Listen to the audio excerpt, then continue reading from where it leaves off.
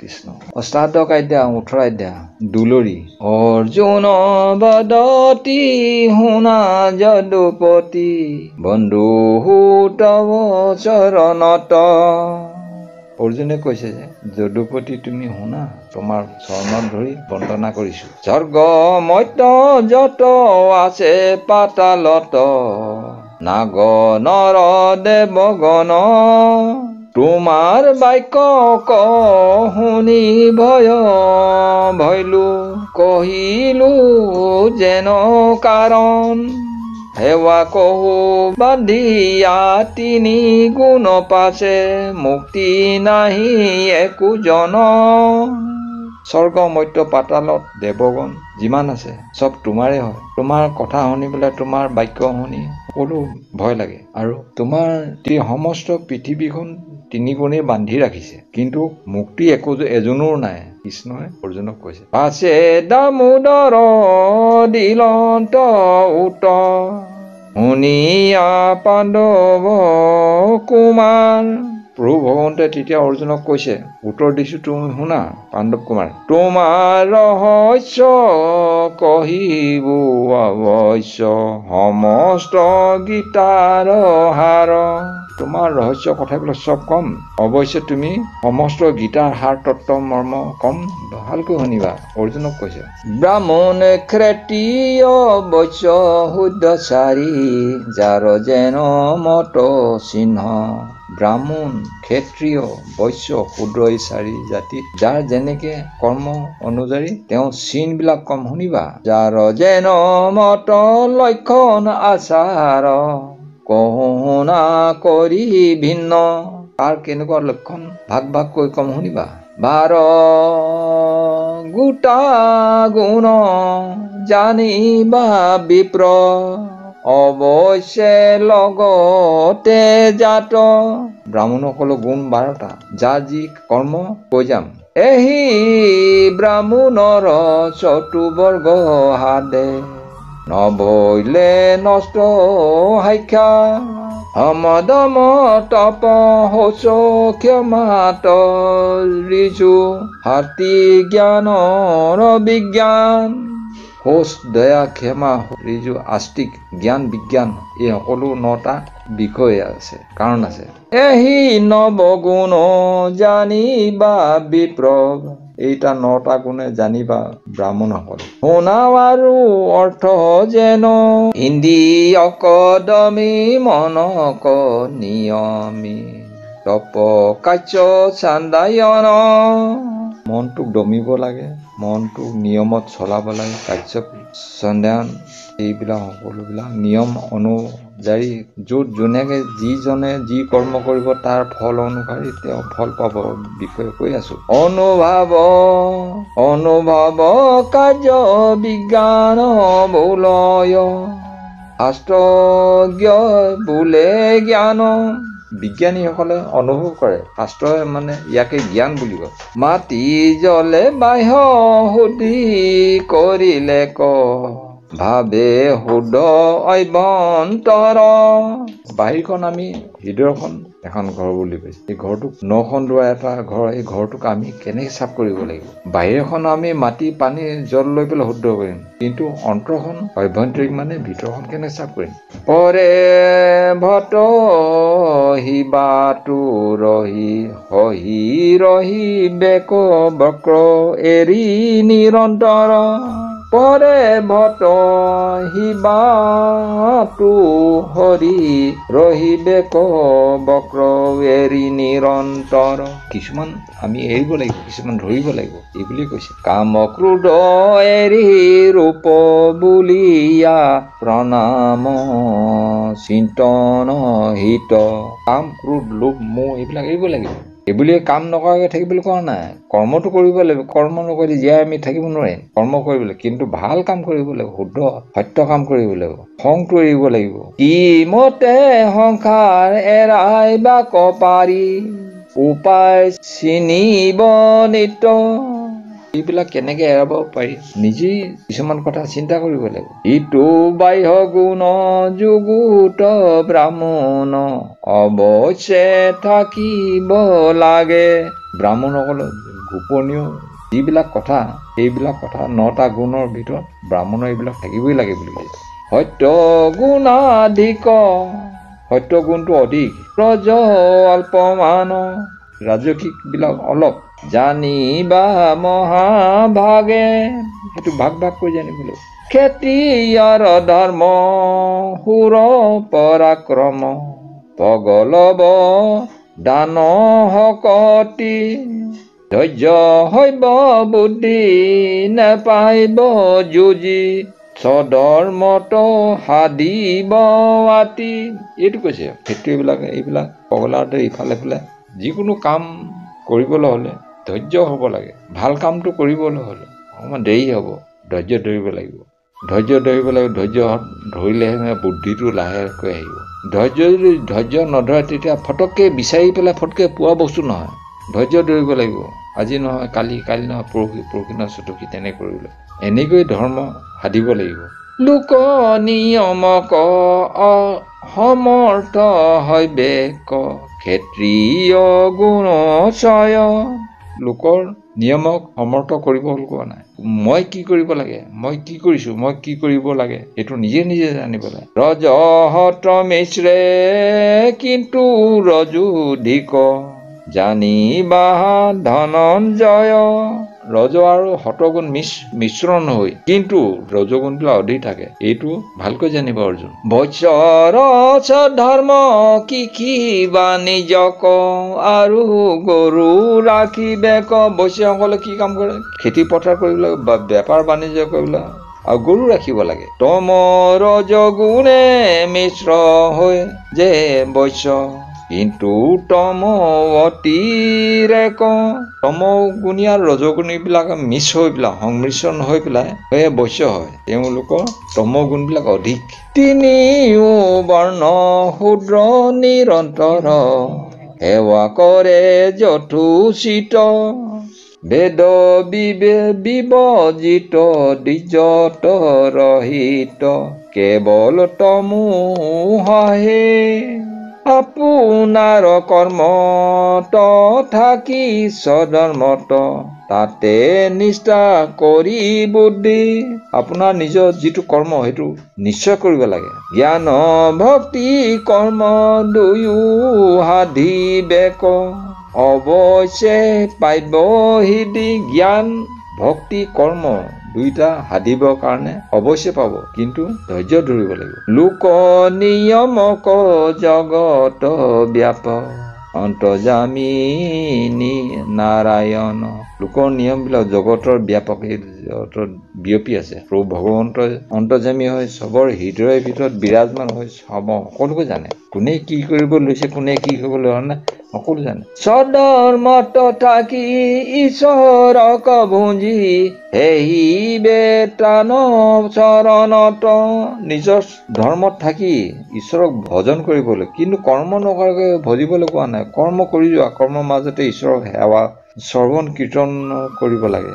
কামৰ মাজেদি ঈশ্বৰক ঘূৰি মেলি যেনেকৈ আছে যিটো পৰিস্থিতি তাৰ ভিতৰতে ঈশ্বৰৰ নাম লৈ পেলাই আমি পাৰ হ'ব লাগে।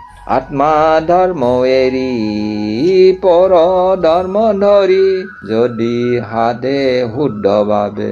নিজৰ ধৰ্মটো এৰি পৰ ধৰ্ম যদি লয়, সেইটো শুদ্ধ কেতিয়াও নহয়। শুদ্ধভাৱে পৰ ধৰ্মটো শুদ্ধও হয়, সেইজনৰ কাৰণে শুদ্ধ নহ'ব, ভাল নহ'ব, সিদ্ধি নহ'ব কামটো। মানে কথাটো এনেই কৈছে, নিজৰ ধৰ্মটো যে লাগে বেয়াই হওক, লোকৰ ধৰ্মটো ভালেই হওক, বেয়া হ'লেও নিজৰ ধৰ্মটো যদি বেয়া হয়, সেই ধৰ্মটো এৰি দিয়াটো যুগুত নহয়। যেনেকে এই কথা কাক কৈছে? অৰ্জুনক কৈছে, হে অৰ্জুন শুনা, তোমাৰ যিটো ক্ষেত্ৰীয় ধৰ্ম তুমি যুদ্ধ কৰা, কিন্তু ব্ৰাহ্মণৰ অন্য ধৰ্মত যদি ভালো হয়, তোমাৰ তাত কাৰ্য নাই। তুমি নিজৰ কৰ্মটো নিজে কৰিব লাগিব, সেইটোহে তোমাৰ ধৰ্ম। তথাপি তাহাৰ দুখ মাতহাৰ, অন্ত নাহি নৰক পাৱে। যদিহে নিজৰ ধৰ্মটোৱে লোকৰ ধৰ্মটো ভাল বুলি ধৰি লয়, এইটো নৰকৰ দুৱাৰ খোলা আছে, তুমি নৰকতে যাবা।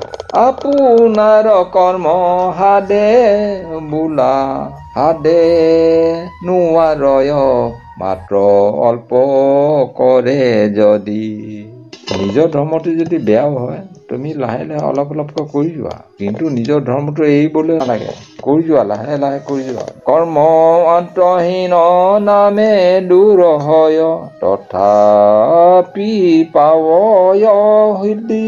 অৱশেষত তোমাৰ সেইটো ধৰ্মটো যদি বেয়া হয়, তুমি কৰি গ'লে শেষত মানে তাৰ ফল সুলভ হ'ব, ভাল হ'ব। হিংসা ধৰ্ম দেখি যুদৱে ৰাহকি, স্বধৰ্ম হিংসাৰ ভয়। হিংসা ধৰ্ম দেখি পেলাই যুদ্ধ এৰি নিদিবা। স্বধৰ্মত কাৰোবাক কাটা মাৰা কৰিবলৈও আছে বা জীৱ হত্যা কৰিবলৈ আছে, তাত ভয় নকৰিবা। ভিক্ষা মাগি খাইবো আলোচ কৰা তাহাৰো দুখ আছে। যদি ভিক্ষা কৰি খোৱা, অৰ্জুনক কৈছে, শ্ৰীকৃষ্ণ প্ৰভু ভগৱন্তক কৈছে, যদি তুমি ভিক্ষা কৰি খোৱা তোমাৰ আলোচনা হ'ব, তাত তোমাৰ দুখ আছে। তোমাৰ নিজৰ ধৰ্মটো এৰি পেলাই গুচি যোৱা নাই। যুদ্ধত মানুহ মাৰো বুলি তুমি যদি এৰি থৈ পেলাই নিজৰ ভিক্ষা মাগি খোৱা, তাতো দুখ আছে তোমাৰ। নিজৰ ধৰ্মটো তুমি এৰি নিদিবা। আপোনাৰ ধৰ্ম যদি দুখ থাকে, দুখ নমানিবা বৰ। নিজৰ ধৰ্মৰ যদি দুখো থাকে, সেইটো দুখ বুলি মানি ল'বলৈ কোৱা নাই, তাত একো নহয়। তোমাৰ নিজ কৰ্মটো কৰি যোৱা। যেন গুৰু চনা গুৰু গোমাংসতে থাকে, তথাপি প্ৰবৃত দিহ। শ্ৰীকৃষ্ণই প্ৰভু ভগৱন্তৰ অৰ্জুনক কৈছে, গৰু মাংসত গুৰুচনা থাকে, গুৰুচনা সেইটো বৰ পবিত্ৰ বস্তু। এই পবিত্ৰ বস্তুটো গৰু মাংসৰ ভিতৰতে থাকে, তথাপি এইটো পবিত্ৰ বুলি কৈছে। এইটো উদাহৰণ দি পেলাই কৈছে। কৰ্মৰ সংগত দুখ গুণ যত, সাংগে জাত ভৈলা বাগে। কৰ্ম কৰোঁতে দুখ হ'ব পাৰে, তাত চিন্তা কৰিব দৰকাৰ নাই। তাৰ দুখ এৰি গুণ ভৈলা মাত্ৰ, কৰ্ম নকৰিও ত্যাগ।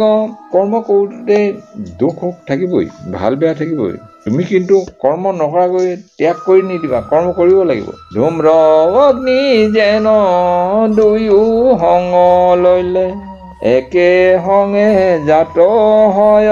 জুইৰ লগত ধোঁৱাটো থাকিবই, কিন্তু ধোঁৱা ওলাব বুলি আমি জুই নধৰিলে আমি ভাত পানী নাৰান্ধিলে হ'ব জানো? ধোঁৱাৰ লগত থাকিবই। তথাপি ৰান্ধনীয়ে ভাত নাৰান্ধে জানো? তথাপি তোনৰে অগ্নি সেৱা নেৰে, ধূম্ৰ দুখ হয়। এই ধোঁৱাত গৃহস্থ ঘৰত আইগৰাকীয়ে ভাত ৰান্ধিব ধোঁৱা ওলাব যদি ভাত নৰন্ধাকে থাকিব জানো? ভাতটো ৰান্ধিব লাগিব, ধোঁৱাত থাকিলেতো দুখটো হ'বই। শীত নিবাৰিতে অন্ন ৰাধন্তে, যথ যথেষ্ট কৰয় হোম। ৰান্ধনি ভাত ৰান্ধিব লাগিব ন।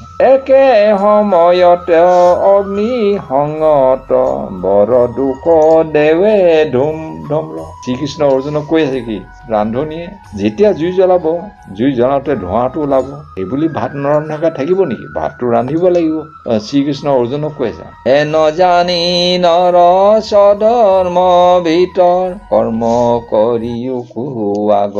এইবিলাক জানি তোমালোকে স্বধৰ্ম এৰি নিদিবা, তুমি কৰ্ম কৰিব লাগিব। সংগ পৰিহৰি অহংকাৰ এৰি, ফল কৰিও কুত্যাগ।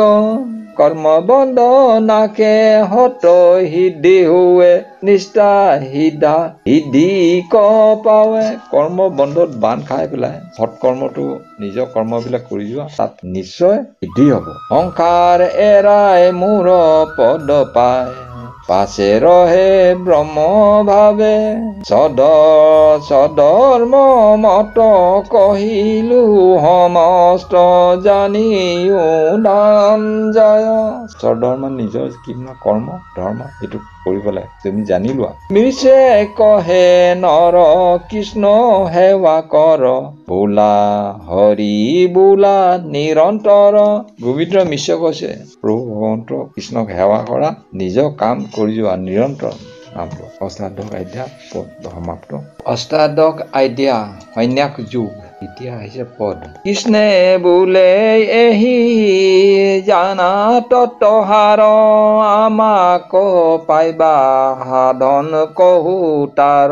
প্ৰভু ভগৱন্তই অৰ্জুনক কৈছে তুমি আমাক কেনেকৈ পাব পাৰি তাৰ সাধন বিলাক কওঁ শুনা, উপায় বিলাক কওঁ শুনিবা। হাৰ্টিক বুদ্ধিয়ে মন ৰাখিব নিচলে তাগ দেখ বিষয়ক এৰিব সকলে।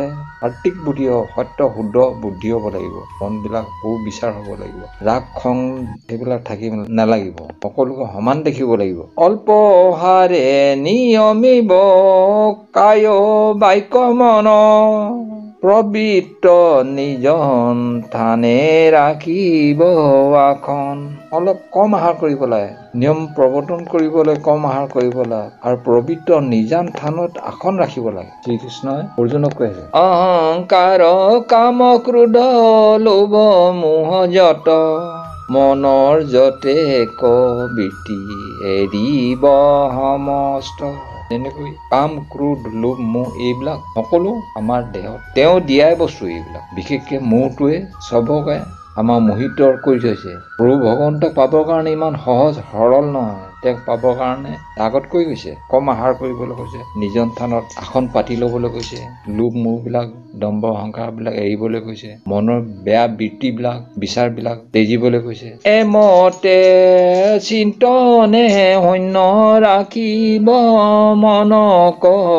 এইবিলাক মনবিলাক শূন্যত থাকিব, একো চিন্তা মনলৈ বেয়া ভাৱ নাহিব। তেবে জন্ম মৃত্যু এৰাইবেক সেইজন। তেতিয়াই কোনোফালে কাম ক্ৰোধ লোভ মোহ এইবিলাক এৰিব লাগিব, নিজন থানত আসন পাতিব লাগিব। তেতিয়া মন বিলাক শুদ্ধ আৰু পবিত্ৰ হ'ব। তেতিয়া মানে পুনৰ মৃত্যু জন্মৰ পৰা সংসাৰ হাত সাৰিব পাৰিব সেইজনে। সমস্ত প্ৰাণীত মোক দেখে নিৰন্তৰ। সমস্ত প্ৰাণীবিলাকক নিৰন্তৰ মই থাকো বুলি চিন্তন কৰিবলৈ কৈছে। এবে অন্তৰংগ ভক্তি হৈব পুৰুষৰ। তেতিয়া অন্তৰংগ মানে অন্তৰৰ পৰা মানে ভক্তি ঈশ্বৰৰ প্ৰতি ভক্তি ভাৱ ৰাখিব লাগিব, সেইজনে মোক পাব পাৰিব। এমত স্বধৰ্ম জ্ঞানে ভক্তি আচৰয় সেহিহে মোহৰ জানি পৰ স্বৰূপ পাব। সেইজনে মোক স্বৰূপটো দেখিবলৈ স্বধৰ্ম জ্ঞান আৰু ভক্তি স্বেচ্ছাই নিজেই কোনো কাকো হেঁচা প্ৰয়োগ নোহোৱাকৈ এইবিলাক আমি চেষ্টা কৰিব লাগিব। ঈশ্বৰ মই চিদানন্দ ৰূপ এহি খানি জানি পায় মোৰ স্বৰূপ। ব্যাপক মোৰ ঈশ্বৰৰ যিটো স্বৰূপ হয় চিদানন্দ ৰূপ, মই চিদানন্দ ৰূপ হৈ মানে মই চিধা চিধি ইয়াত তেৰা বেকা বোলা বস্তুটো একো নাই, এইখিনি ৰাখি হে মোৰ স্বৰূপটো পাব। মুহূৰ্ত আশ্ৰয় কৰ্ম কৰিব সমস্ত আতে মোৰ পদ পাৱে উত্তম আচ্ছত। তেতিয়া মোৰ উত্তম ৰাস্তাটো পাব। এন জানি মুত তুমি অৰ্পি কৰ্ম কৰা মোৰ চিন্তি সৰ্বদায়ে আপুনি উদ্ধাৰ। এইবিলাক চিন্তা কৰি তুমি নিজে উদ্ধাৰ কৰিব পাৰি। সদায় চিন্তা কৰিব লাগিব কোনো জীৱ জন্তুৰ প্ৰতি, এইটো সৰু জীৱ এইটো ডাঙৰ জীৱ, এইটো ভাল এইটো বেয়া, সকলো চিন্তন কৰিব লাগিব।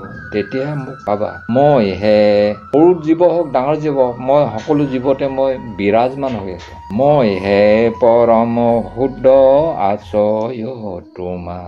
মোৰ প্ৰসাদ থাকি তৰিব সংসাৰ। মোৰ যদি যিবিলাক কৈ আছো তোমাক এইবিলাক প্ৰসাদে, মোৰ প্ৰসাদ, তেতিয়া সংসাৰ তৰিব পাৰি। কৃষ্ণে বোলে স্বৰূপত পাণ্ডৱ নন্দন অহংকাৰে নুশুনিবা মোহৰ বচন। পাণ্ডৱৰ নন্দন, পাণ্ডৱৰ ল'ৰা, তুমি অহংকাৰে কেতিয়াও নুশুনিবা।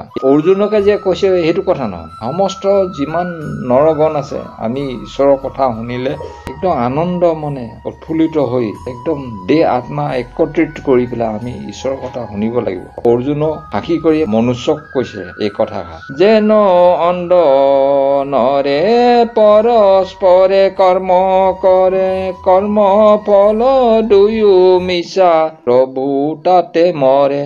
অন্ধকাৰ যেনেকে আন্ধাৰত কিবা বস্তু দেখে জানো? একো নেদেখে। আমি তাত কৰি পেলাই মিছাতে মৰিব দৰকাৰ নাই। জ্ঞানৰ পোহৰে এইবিলাক দিব্য জ্ঞানৰ পোহৰে এইবিলাক দেখা পাব লাগে। যদি শাস্ত্ৰ উপদেশে স্বধৰ্মক কহে, বোলে নকৰিলে কেনে পিতৃ মাতৃ মহে।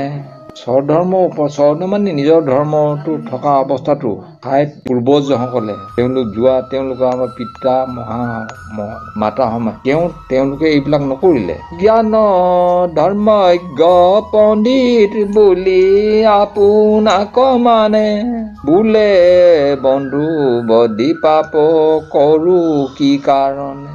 ধৰ্মজ্ঞ পণ্ডিতসকলে তেওঁলোকে বুজি নাপালে নেকি? এইটো কৰিলে এইটো বেয়া হ'ব, এইটো কৰিলে ভাল হ'ব, বুজি নাপালে নেকি? তেতিয়াহ'লে মই নিজৰ বন্ধু বান্ধৱীলৈ কেনেকে বধ কৰিম? এহি বুলি তুমি স্বধৰ্মতে হৈবা ভ্ৰষ্ট, আৰু পুৰুষাৰ্থ যত হবে হৈব ভ্ৰষ্ট। তুমি যদি নিজৰ ৰাস্তাটো এৰি নিজৰ কৰ্ম নকৰিবা, তেতিয়াহ'লে ৰাস্তা বেয়া হৈ যাব, ভ্ৰষ্ট মানে শেষ হৈ যাব, আৰু সকলো কাৰণে বেয়া হ'ব। তুমি নিজৰ কৰ্ম কৰিবলৈ চেষ্টা কৰা। অৰ্জুনক কৈ আছে, যত ধৰ্জি কৰে আপোনাৰ ইচ্ছা, পৰাধীন দৰ্পে কৰে সকলো মিছা। লোকৰ পৰাধীন হৈ কৰিব ইচ্ছা নকৰিবা, লোকৰ ওপৰত নিৰ্ভৰ কৰি পেলাই কাম কৰিবলৈ ইচ্ছা নকৰিবা। তুমি নিজৰ ওপৰত নিজেই থিয় হ'বলৈ ইচ্ছা কৰিবা। যেন নাক বিন্ধা গৰু নাকে জৰি দিয়ে, পিঠিত বিস্তৰ ভাৰ দিয়া টানিনে।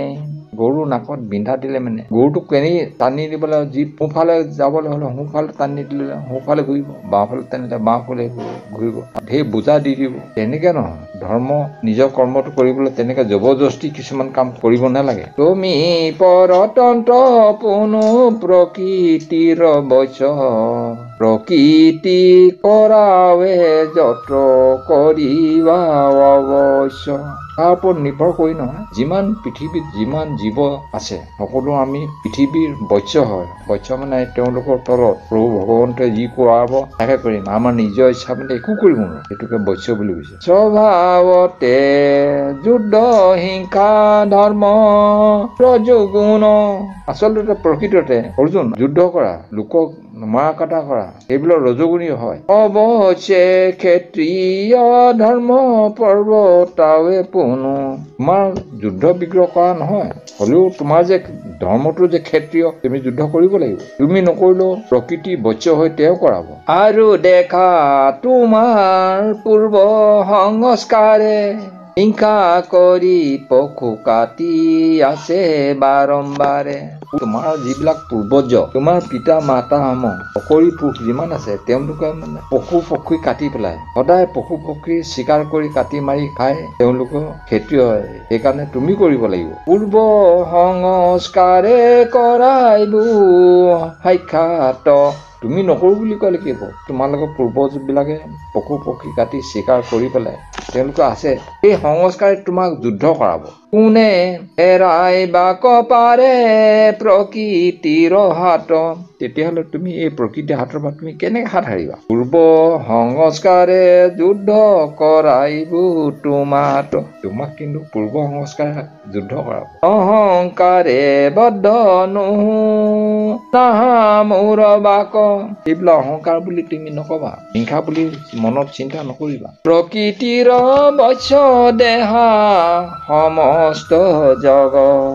আমাৰ দেহটো প্ৰকৃতিৰ লগত মিল হৈ আছে। প্ৰকৃতিৰ বায়ু, জল, মাটি, পানী, বায়ু লগত সমস্ত আমাৰ মিল হৈ আছে। তেওঁ বস কৰি আহিছে, তেওঁ বস নকৰিলে মানে আমি একো কৰিব নোৱাৰো। তেওঁ যদি বায়ু নিদিয়ে, তেওঁ যদি ওপৰত বসুমতীৰ ওপৰত থিয় নিদিওঁ, আমি কেনেকে ক'ত থিয় দি থাকিম? বতাহ নাপাওঁ, আমি কেনেকে থাকিম? আমি যিমান জীৱৰ জগত আছে আমি তেওঁৰ বৈশ্য নহয় জানো আৰু শুনা কহো মোৰ আপোনাৰ মত আৰু কম শুনা মোৰ মত আপোনাক কম শুনা হৃদয়ত আছে একোটা ঈশ্বৰ আমাৰ হৃদয়ত যে এজন প্ৰভু ভগৱন্ত আত্মা আছে এটা ঈশ্বৰ আছে তাহাৰ মায়াতে ভ্ৰমে কতে কতো চৰাচৰ তেওঁ মায়াতে আমি লৰচৰ হৈ ঘূৰি ফুৰিছো আমাৰ শৰীৰটো বৃহৎ মায়াই আৱৰি আছে মায়াৰ কাৰণে আমি এইবিলাক কাম কৰি আছো খোৱা লোৱা হোৱা থকা মেলা হিংসা কোৰ সকলো এই তেওঁৰ প্ৰভু ভগৱন্তৰ মায়া নহলে আমি ইজনে সিজনক মৰম চেনেহ কৰিব নাজানিম পাতা মেয়াও কৰিব নোৱাৰিম চব মানে তেওঁৰ মায়াৰ কাৰণেই আমি এডাল লোহাৰ শিকলি লিখা মায়াৰ শিকলিয়ে আমাক আজৰি ৰাখি থৈ দিছে আমি ক'তো যাব নোৱাৰো নিজৰ ইচ্ছামতে যেনে কাষ্টে নিৰ্মন যত সাজে সূত্ৰ ধৰে জীৱ নাপায় লন্তু যন্ত্ৰ আপুনিহে ফুৰে যেনেকে মিস্ত্ৰী বিলাকে যন্ত্ৰ পাতি সাজি পেলাই তাত জীৱ দিব নোৱাৰি পেলাই ইন্ধনৰ দ্বাৰাই মানে কিছুমান ফুৰাই ফুৰে কিন্তু তাত জীৱ দিব নোৱাৰে যন্ত্ৰটো সাজিব পাৰে তাত জীৱ দিব নোৱাৰে এহি মতে অঘট ঘটাব মায়া তাৰ এনেকৈ অঘট ঘটাব প্ৰভু ভগৱন্তৰ এই মায়া যাৰ আগে কিয়নিকো নকৰে অহংকাৰ এৰিয়াবে তাহান চৰণে সৰ্বদা দিহ বুদ্ধি লৈও কুহৰণে কাম ক্ৰোধ লোভ মোহ অহংকাৰ এৰি পেলাই তুমি সৰ্বদা প্ৰভু ভক্তিত লীন হৈ পেলাই মোৰ চৰণলৈ আহা ভজিলে ভক্তিৰ বৈশ্য হুন্ত তত কালে তাৰ পৰে সংসাৰত নাহিকে কি পালে যদি ভজি পেলাই বৈশ্য হোৱা সোনকালে তৎকালেই সংসাৰৰ পৰা পাৰ হৈ যাবলৈ উপায় পাবা এই ঈশ্বৰক ভজি প্ৰসাদ পায় পৰম আনন্দ লবি সংসাৰ এৰাই ঈশ্বৰক ভজিলে মানে হৃদয়ত যদি প্ৰভু ভগৱন্তক স্মৰণ কৰিবা অন্তৰৰ পৰা ইমান আনন্দ পাবা এই আনন্দ উপভোগ কৰিবলৈ পাৰিবা এই উপভোগ কৰিলে মানে সংসাৰখন তুমি বেয়া কামলৈ আগবাঢ়িবলৈ ক্ষণক মাত্ৰ মন নকৰিব তুমি সদায় ঈশ্বৰৰ প্ৰতি ভক্তিৰ ভাৱত ৰাখিব নিজে কোনো কাৰো জবৰদস্তি কোনো কাকো কৰাব নোৱাৰে কৰাবলৈ হলেও কৰিবলৈ হলেও তেওঁ প্ৰভু ভগৱন্তৰ দ্বাৰাহে কৰা হ'ব তোমাৰ আগত কহিলো ততহাৰ তুমি মোৰ প্ৰিয়তম সৰ্বদা চায় তুমি মোৰ অতি প্ৰিয়তম সেইকাৰণে সকলো কথা কৈছো মুঠ পৰে কাৰুণী ত্ৰিভুৱনে নাই মই যিটো কৰিম ত্ৰিভুৱনে মোৰ বাহিৰে কোনো কৰাব নোৱাৰে ভালটো কৰাবলৈ মই কাম বেয়াটো কৰিবলৈ মই কাম য'ত যেনেকে পৃথিৱীত সমস্ত জীৱ জগত আছে চব মই কৰোণা কৰ্তাৰ কৰোণা বেদ শাস্ত্ৰ তন্ত্ৰ মন্ত্ৰ জ্ঞান অষ্টাংগ তাতো দিক গুহ্য কৰিলো গুহ্যতৰ বেদৰ শাস্ত্ৰ তন্ত্ৰ মন্ত্ৰ যিমান আছে গোপনীয় ঠিক গোপনীয় কথাবিলাক কৈছো সৰ্বশাস্ত্ৰ মথি গীতা কহিলো মুখে তুমিও শুনিলা পৰ তাক পৰম উৎকুকে সমস্ত শাস্ত্ৰ মথি আনি একত্ৰিত কৰি বিচাৰি আনি মোৰ মুখে তোমাক কৈ আছো তুমি খুব আনন্দ মনে শুনি যোৱা উৎফুল্লিত হৈ হৃদয় বুলিয়া যদি মোৰ বাক্য ধৰা এহি বিমুখিক এহি লাগে তাক কৰা হৃদয়ত ধৰি লৈ তুমি যি কৰিবলৈ মন আছে তুমি হৃদয়ত একত্ৰিত কৰি মনত ধৰি লোৱা বাক্য শুনি পাৰ্থে কিছু নিদিলা উত্তৰ এইবিলাক কথা শুনি অৰ্জুনে একো উত্তৰ নিদিলে অৰ্জুন মনক লক্ষিলা দামোদৰে এইবিলাক প্ৰভু ভগৱন্তই অৰ্জুনক লক্ষ্য কৰি পেলাই এইবিলাক কথা ক'লে অৰ্জুনক কৈ গ'ল কিন্তু আমাৰ যিমান পৃথিৱীত নৰ আছে জীৱ আছে তেওঁলোকৰ সকলো কাৰণে প্ৰভু ভগৱন্ত অৰ্জুনক সহায় লৈ পেলাই আমাকো বুজাই দিছে আমাৰ জীৱ নৰ মনুষ্যকো কৈছে পুনু কৃপা কৰি বোলে ভকতৰ বচল গীতাৰ মহাত্মা যত কহিলো সকল যিমান মহৎ কথা আছে তোমাক সকলোবিলাক কলো বিষয় উন্মুখে যত থাকিয়া সংসাৰে সমস্ত গীতা অৰ্থ কৈবা নাপাৰে। যিমানখিনি কলো কোৱা সম্ভৱপৰ নহয় সমস্ত, তথাপি কলো তোমাক। পৰম গভীৰ অৰ্থ সাগৰ সমান সহাংগে লৈবা নাপাৰয় অৰ্জুন। যিবিলাক গোপনীয় কথা কৈ আছো, এইবিলাক সাগৰৰ লিখা পাৰ নোহোৱাবিলাক কথা কৈ আছো। গুহ্যতৰ গুহ্যতম যাক বোলে হাৰক উদ্ধাৰী অৰ্থ লৈলন্ত গোপালে। গোপনীয় থাকি গোপনীয় যিবিলাক কথা কবলৈ আছে সাৰ তত্ত্ব সকলো কলো। যেহন ভ্ৰমৰে পুষ্প ফুৰে চাই পুষ্প গোন্ধ দুয়ো থাকে মধু লৈয়া যায়। উদাহৰণ দি পেলাই প্ৰভু ভগৱন্ত অৰ্জুনক কৈছে, হে অৰ্জুন শুনাচোন, ফুল থাকে, ফুল ফুলি থাকে, ভোমোৰাই কি কৰে, যেহন ভ্ৰমৰে পুষ্প ফুৰে চাই পুষ্প গোন্ধ দুয়ো থাকে মধু লৈয়া যায়। ফুলপাহ থাকে, গোন্ধটো থাকে, কিন্তু ভোমোৰাই কি কয়, এই সুগন্ধিটো তাৰ মধুখিনিহে লৈ যায়। ঠিক তেনেকে মই যিমানবিলাক কথা কৈ আছো সমস্ত শাস্ত্ৰৰ যিবিলাক মানে মূল তত্ত্ব মধুবিলাক আনি পেলাই গীতাত আনি থৈছোহি, আৰু সেইবিলাকহে তোমাক শুনোৱাইছো। এহি মতে কৃষ্ণে পাছে সমস্ত গীতা ৰহস্য মঠি লৈলো হাৰ। ৰহস্য কথাবিলাক মঠি আনি পেলাই গীতাত থৈছো, সেইবিলাক শুনিছা নহয়। আৰু সেই কথাবিলাক অকল অৰ্জুনৰ কাৰণে নহয়, এই কথাবিলাক শ্ৰীকৃষ্ণ প্ৰভু ভগৱন্ত অৰ্জুনক শাখা কৰিয়ে আমাৰ নৰমনুষ্যক কৈছে। কৃষ্ণে বোলে গুপ্যৰু ৰহস্য কহু নিষ্ঠ যত তুমি প্ৰিয় যে শহীদ মোৰ ইষ্ট। তোমাক ৰহস্য কথা কৈছো, গোপনীয় কথা কৈছো, হৃদয়ৰ মই এটা অংশ, সেইকাৰণে তোমাক কৈছো। একে ভক্ত আৰু শিষ্য তাতে দিহচিত ই কাৰণে পৰম গুহ্য কহু আত।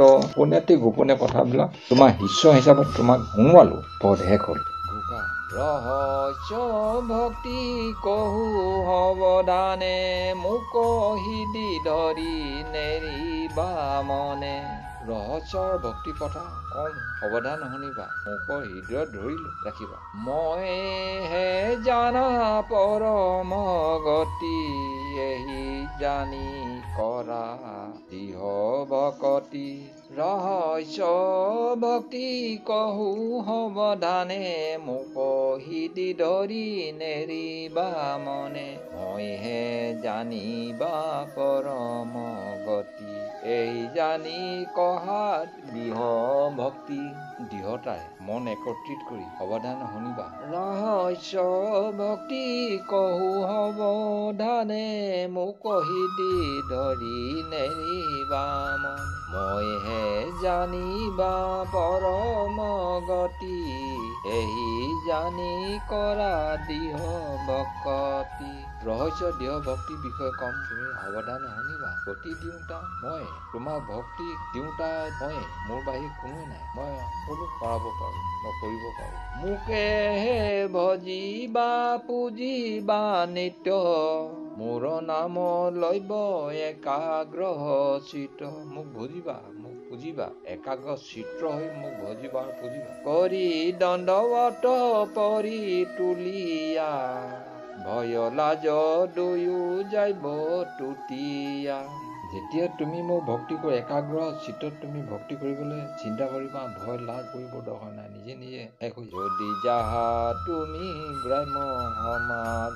যদি তুমি গাঁৱৰ সমাজলৈ যোৱা। মোৰ স্মৰণ নেৰিবা লাজ। গাঁৱৰ সমাজত গ'লে তুমি স্মৰণ কৰিবলৈ লাজ নকৰিবা। তুতি নিন্দা দুয়োটো নিদিবা কাণ। তুতি নিন্দা কাণ নিদিবা। যেহন ফুৰিবা বাতুলৰ চৰণ।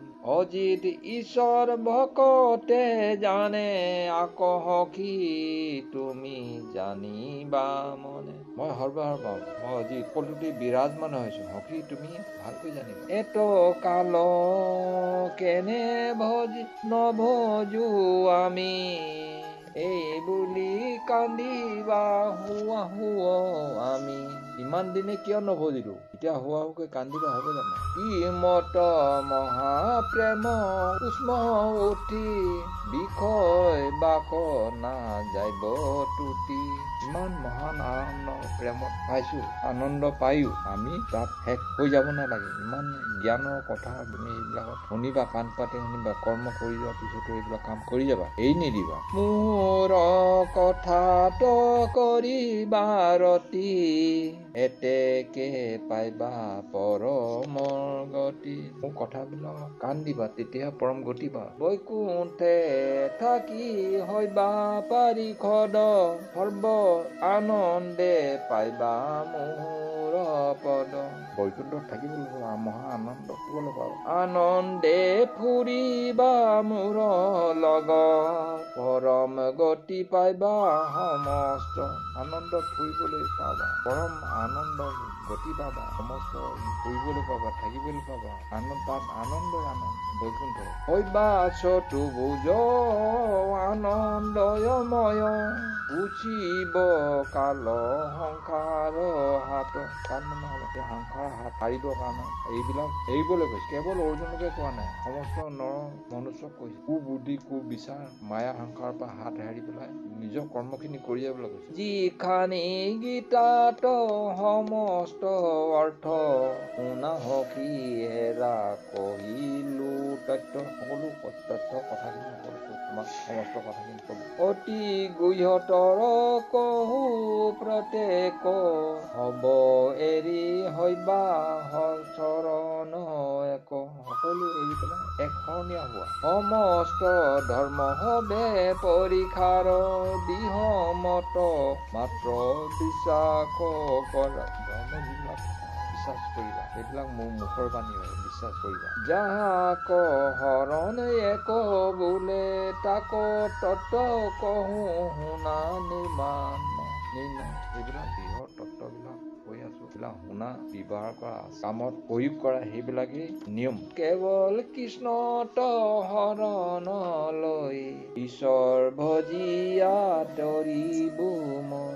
তেওঁৰ ওচৰত শৰণ ললে মানে এক মনে এক ধ্যান মতে তেওঁ কৰিলে যিটো হ'ব তাক এক শৰণ বুলি কয়। এইটোকে ভজিবলৈ কৈছে। মোক ভজে মাত্ৰ এৰি সকলে শৰণ, যে এক ইহাক বোলে। এক মনে এক ধ্যানে ঈশ্বৰ প্ৰভু ভগৱন্তক মন কৰিব, ইয়াকে এক শৰণ বুলি কৈছে। মুত দিহ কৰি মন সন্তোষে, নাপাৱে বিধি নিষেধ দুখে। মোক যদি এক মন এক প্ৰাণে যদি হেৰি কৰে, কোনো বাধা বিঘিনে আক্ৰমণ কৰিব নোৱাৰে, বিপদ আক্ৰমণ কৰিব। যদি বোলা ধৰ্ম এৰিল পাপ, তাহাৰ নিমিত্তে নকৰা তাপ। ধৰ্ম এৰি যোৱাটো, এৰি দিয়াটো ভাল কথা নহয়, দুখ পাবা কিন্তু। যদি এক মুঠ শৰণ হোৱে, জন্ম কোটি পাপ ভস্ম পাৱে। এক শৰণ হৈ যদি লোৱা, কোটি জন্ম লৈ থকা যিমান পাপ আছিলে সকলো ভস্ম হৈ যাব। মোক ভজিলে কাহাত ভয়, অমস্ত পাতক তৰাইবো মই। যিমান পাপ থাকক, সমস্ত পাপ থাকিলে মই তৰাই যাম, কিন্তু এক শৰণীয়া হ'ব লাগিব। সৰ্বধৰ্ম এৰি হৰি ভজনে, সকলো ধৰ্ম এক ধৰ্ম ল'ব লাগিব। শুনিয়া পণ্ডিত আশ্চৰ্য মানে। পণ্ডিতসকল শুনা, এইবিলাক শুনি আশ্চৰ্য হ'ব নালাগে। যেবেহে ধৰ্ম এৰয় নৰ, কোন পাপ কোন যে পাপ আছে তাত পৰ। তাত এক ধৰ্ম এক শৰণ ললে কোনো পাপে আক্ৰমণ কৰিব নোৱাৰে। বোলে প্ৰলোভ বাক্য কৃষ্ণৰ এহি বুলি বিশ্বাস নকৰে নৰ। প্ৰভু ভগৱন্তই যে প্ৰলোভন কৰিছে বা ঠগিছে এইটো বিশ্বাস কেতিয়াও কৰিব নালাগে। যদি শাস্ত্ৰ পঢ়ি আছে সাক্ষাৎ স্বৰূপ জিংগাখিয়া তত্ত্ব, যদি শাস্ত্ৰ লোৱা চাই পেলাই তাৰ তত্ত্ববিলাক লৈ পেলাই চিন্তা কৰিবা। তপ জপ যজ্ঞ দান চিন্তন দৃঢ় বিশ্বাস হবে সাধন। সমস্ত শাস্ত্ৰ আছে, শাস্ত্ৰৰ জ্ঞানবিলাক তত্ত্ববিলাক লৈ বিচাৰি চাবা, বিচাৰি চাই চিন্তা কৰি পেলাই বিশ্বাস কৰিবা আৰু সাধিবা। মুহূৰ্ত নবজে হবে একান্ত পঢ়িয়া শাস্ত্ৰ হৈ বিভ্ৰান্ত। পঢ়ি চাবা, শাস্ত্ৰ জ্ঞান পঢ়ি যাবা, তেতিয়া বিভ্ৰান্ত হৈ যাব দৰকাৰ নাই, ভাগ হৈ যাব দৰকাৰ নাই। যদি শাস্ত্ৰ জ্ঞানে অৰ্থ পায় তথাপি মুহূৰ্ত বিশ্বাস নাই। যিবিলাক বেয়া কুকৰ্মী মানুহ শাস্ত্ৰ জ্ঞান পঢ়ি চাব, তত্ত্বও পাব, তথাপি বিশ্বাস নকৰে। আৰু মায়া মোহ আছে জগত এতেকে মোহৰ নাজানে তত্ত্ব। মায়া মোহত সোমাই এইবিলাক একো নাজানে। কহিলো তোমাত হাৰ পূৰ্বত দ্বিতীয় তৃতীয় অধ্যাত। দ্বিতীয় আৰু তৃতীয় অধ্যাত তোমাক কৈ গৈছো এইবিলাক। ব্যৱহাৰী আত্মিকা যাক বোলে সৰ্বধৰ্ম এৰি ভজা সকলে। এই সকলো ধৰ্ম এৰি নিজৰ ধৰ্মটো লোৱা। আৰু এইটো ধৰ্মটো বেপাৰ নহয়, বেপাৰ বুলি ভাবি নলবা। ইটো ধৰ্ম এৰি পেলাই ইটো ধৰ্মলৈ যাবা, ইটো ধৰ্ম এৰি সিটো ধৰ্মলৈ যাবা। দুয়ো বাক্য এক জানিবা তত্ত্ব হেৰা আষ্টাদশ কৈবিবেকত।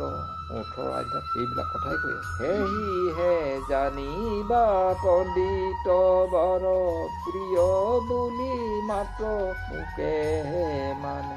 যিজন পণ্ডিত হয়, জ্ঞানী হয়, তেওঁহে মোক জানিব, তাৰ বাহিৰে কোনো নাই। মোহৰ স্বৰূপ সেহিহে জানে সকলো ভক্তি এখানে হার বিশ্বাস। যিজনে আচল পণ্ডিত জ্ঞানী ভক্তিবান হয় তেওঁ মোক জানিব, দেহ বিশ্বাসত পাব আৰু কৰিব। এইখানি আছিল ৰহস্য ভাগ, এইখিনি ৰহস্যৰ ভাগ আছে। প্ৰিয় ভক্ত বুলি কহিলো তাক, তেওঁ মোৰ প্ৰিয় ভক্ত। কহয় মিশ্ৰ যে প্ৰিয় গোবিন্দ পুনৰূপী বন্ধু পদাৰ বিন্দ।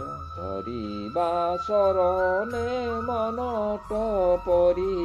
পুনৰ আপোনালোকক কৈছো, তেওঁ ঈশ্বৰৰ চৰণৰ পদ অৰবিন্দ শৰণ লবা আৰু মনলৈ আনিবা। ডাকি চাৰি বোলা হৰি হৰি, ইয়াকে কৈ জোনা